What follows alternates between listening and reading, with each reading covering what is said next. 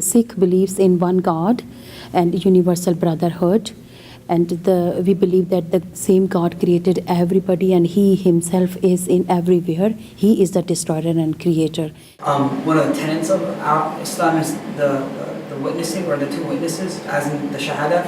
It's a statement of witness, and it's just that we believe that God is one and that Muhammad is His messenger.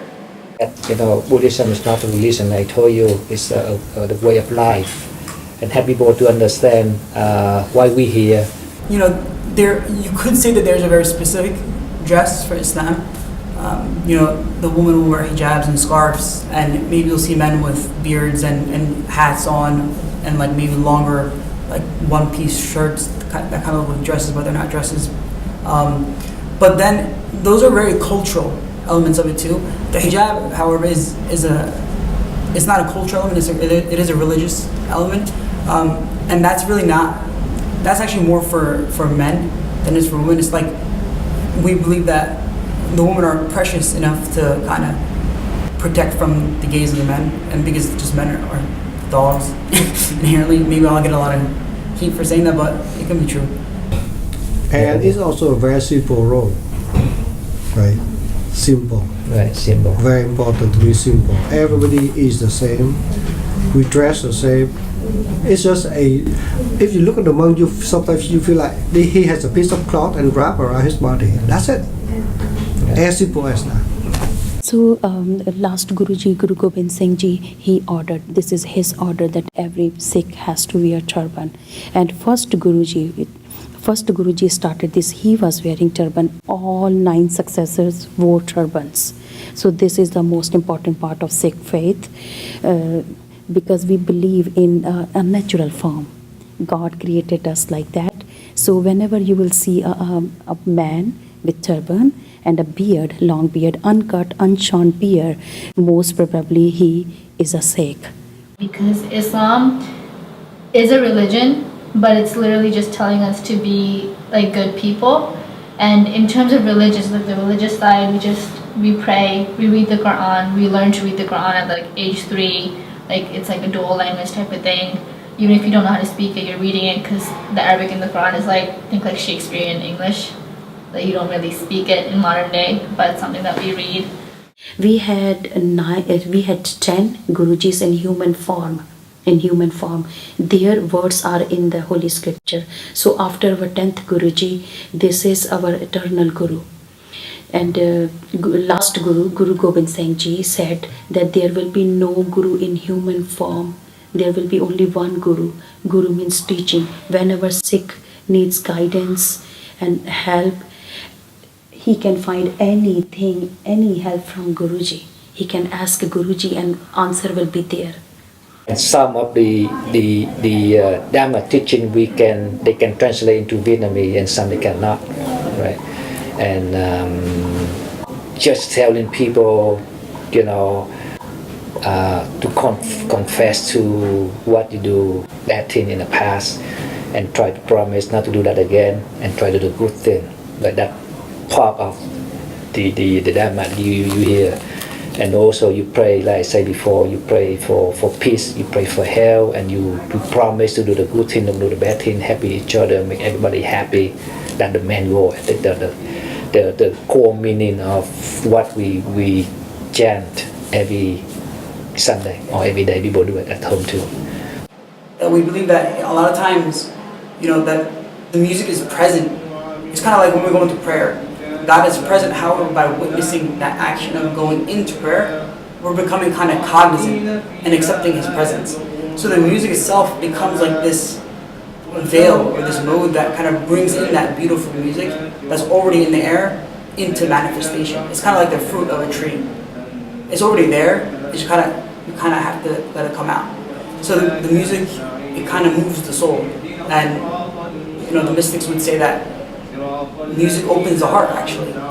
That's why once it opens the heart, it's also very important what you put back into it. And the music that we sing any concert in this temple, basically to, of course, it releases music, songs, and this country music, right? And to teach people, taking care and loving each other. and the whole Gurbani is in a musical. It's like a poetry, you can sing it, and it has 31 ragas, musical measures, 31 musical measures. So you can sing Gurbani, and the music has a very important role in human life. It takes your mind to the spiritual level of God, and it's very easy to understand the text when you sing it because you pay more concentration to the words. Like if we want to clean ourselves, we take a shower. So we use water. Water is just a symbolic gesture that we want to cleanse ourselves. That's it. It has no special meaning in Buddhism. Water has a lot of significance and importance in Islam, that we do observe a purification process before we pray, and we pray 5 times a day. So before that, we'll wash our hands, our arms, our face, our feet, wet our head and ears and neck as well. There are physical aspects to that, as in this to purify and cleanse before we come in the presence of God. And also there's a spiritual element to that as well, in that every time we wash our hands or wash a limb of our body, we believe that it's also washing away any transgressions we may have committed with those limbs or our body parts. So when Sikh go to the Gurdwara means a place of worship, and literally it means door to God. So when we go to the Gurdwara, we wash our hands. Why? Because the first step is when we enter into the Gurdwara, we remove our shoes. And everybody should wash hands after removing their shoes. And the second thing is that first thing is community kitchen.